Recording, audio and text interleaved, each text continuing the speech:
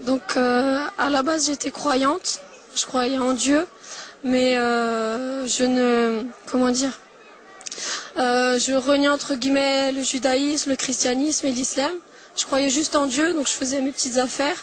Et après j'ai voulu m'intéresser aux trois religions, vraiment connaître les trois religions, comment ça a commencé, comment ça a évolué.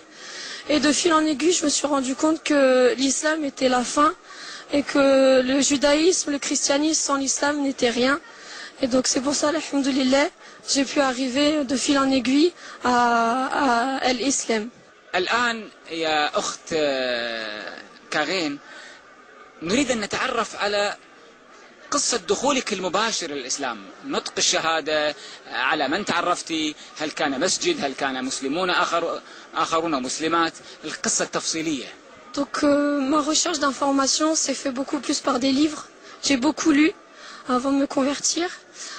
J'avais aussi également des amis, mais comme j'étais très jeune, j'avais 15 ans, on était encore au collège, donc c'est vrai que c'était une pratique assez réduite, mais c'était beaucoup plus par des livres.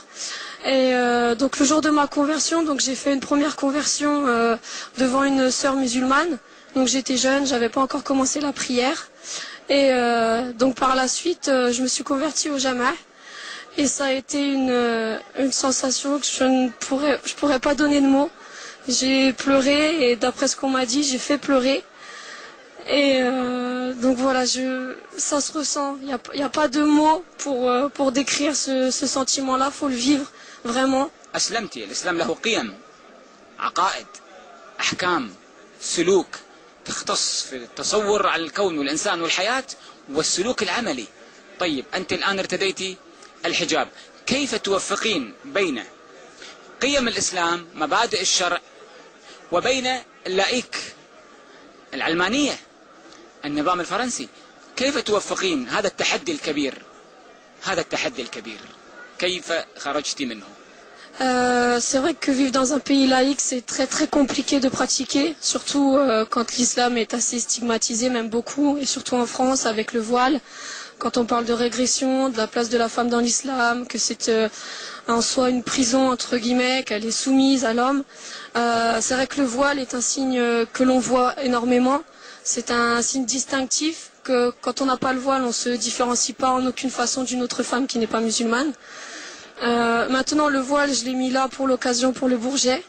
Je le mets quand je vais au Jama', mais par rapport à un contexte familial, je ne peux pas le porter. Dans la vie de tous les jours, je suis en études, j'essaie de travailler, Inch'Allah, grâce à mes études. Donc c'est très très compliqué, mais avec la force, Inch'Allah, avec le courage et la patience, le porter plus tard, Inch'Allah. C'est le but. Et je pense que les femmes qui vivent dans des pays musulmans ont une chance énorme de pouvoir le porter. Et c'est pas une régression, c'est pas une soumission, bien au contraire. On le fait parce que on en a envie, on le fait avant tout pour Allah Azza wa Jal. On ne le fait pas pour son mari, on le fait pour nous-mêmes, pour se protéger du regard de l'homme, parce que c'est une obligation, c'est pas une pseudo-possibilité, on peut, on ne peut pas. Donc voilà, donc Inch'Allah, avec de la patience, on pourra le porter toutes. Et vraiment, je veux passer le message par rapport aux personnes qui sont dans des pays musulmans, qu'elles ne pensent pas que porter le voile, c'est une soumission. Bien au contraire, il y a de nombreuses femmes qui sont voilées, mais qui font énormément de choses pour leur communauté, qui ne sont pas soumises, qui sont dans des associations. Et en France aussi, on le voit beaucoup, qui donnent des cours, qui sont très investis dans la vie associative, qui sont très investis dans la vie collective et sociale, et que c'est pas en soi une régression pour la femme. أنا على يقين أن كلامك الصادق عن التدين، عن الالتزام، عن الحشمة سيؤثر في المسلمات. ماذا يكون شعورك؟ وأنا على يقين أن سيتأثر كثير منهن. ماذا يكون شعورك لو علمت أن المسلمات في الشرق تأثرن بكلامك وتحجبنا واحتشمنا والتزمنا بالإسلام؟ Inch'Allah, des sœurs pourront le porter suite à ce que j'aurais pu dire. Et peut-être venant d'une convertie, ce sera encore un autre poids. Si demain j'apprends que des sœurs ont porté le foulard parce que j'ai pu dire,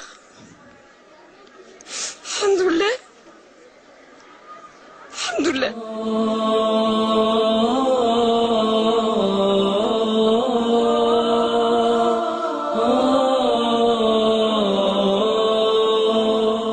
je sais pas quoi dire d'autre. Amin. Alhamdoulilah. Allah Azza wa Jalla est grand. Peut-être qu'il faudra de la patience pour que ça revienne, que les femmes puissent porter le voile, Inch'Allah.